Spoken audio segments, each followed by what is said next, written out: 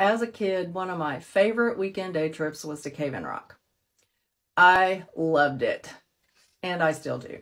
My family probably has 15 years of age progressive photographs of me posing throughout the cave, and I have one from just a few years ago. This place is loaded with history. The cave is small, it's relatively level, and you don't even need a flashlight. It is basically an entry hallway with ledges on both sides that end in a circular room that has a hole in the ceiling, so light filters in. Now, the ceiling above the ledges has been signed with some pretty old graffiti. The oldest that I have found is from 1812. These were made by fastening a lit candle to the end of a long pole and then holding it against the ceiling. Slow work. The mouth of the cave is on the Illinois side, which is the North Beach of the Ohio River, which is a large part of its checkered past.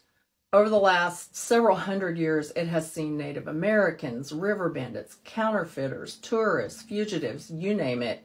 The infamous and notorious Hart brothers were said to have used it once for a hideout, and that's an entire book in itself.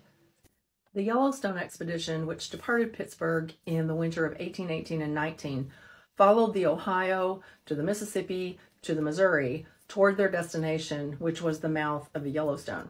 Now, it's thought that the very first stern wheel paddle steamer was designed and built just for this expedition.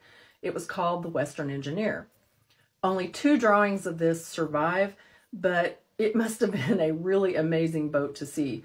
The exterior was built to look like a serpent, and the steam from the engines exited out through the mouth of the serpent. It was thought that this would deter brigands or scare indigenous people whom they were frightened of meeting. Here's one drawing that is no doubt exaggerated, and here's another drawing which is probably much closer to reality. The Western Engineer had a bulletproof pilot cabin, a cannon on the bow, and howitzers down the side. It could travel in only 19 inches of water.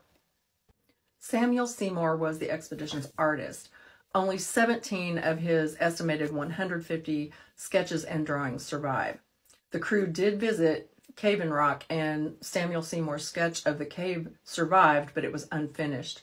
And this is what inspired me to start the 3rd book in my Perry Seymour genealogy mystery series, with a fictional morning for the crew of the Western Engineer after spending a night in Cave in Rock. If you like murder mysteries with a genealogical twist, check out my series. And do visit Cave in Rock if you get a chance.